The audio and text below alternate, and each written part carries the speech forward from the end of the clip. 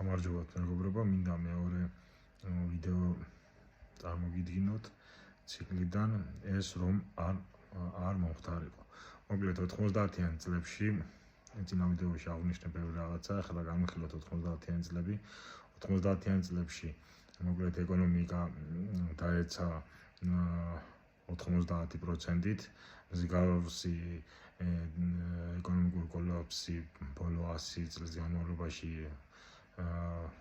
ევროპაში და აღმოსავლეთ ევროპაში თითქმის არსად არ მოხდა.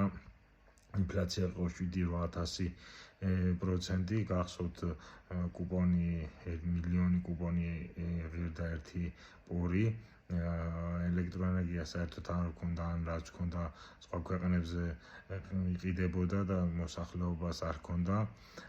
ქვეყნის ბიუჯეტი ისიც 98 წლის შემდგომ იყო დაახლოებით 600 მილიონი, ეს ფურცელზე, რომელიც არასდროს არ ივსებოდა და სეკვესტრი ხდებოდა, პენსია 8 ლარი იყო, სახელმწიფო თანამშრომლებს ხელფასები, პენსიები და ასე შემდგომ არ იგდებოდა, ჯარი არ იყო, არ ყავდა, კვებავდა და ასე შემდგომ.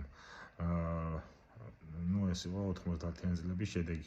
ეხლა რაც შეეხება იმას, თუ შვეიცარიის მოდელი როგორ გვეხორციელებინა, იქაც წინა ვიდეოშიც აღნიშნე, მაგრამ იქ არის რამოდენიმე მომენტი. მოკლედ შვეიცარია იყოფა 26 კანტონად, ანუ 26 მიწად.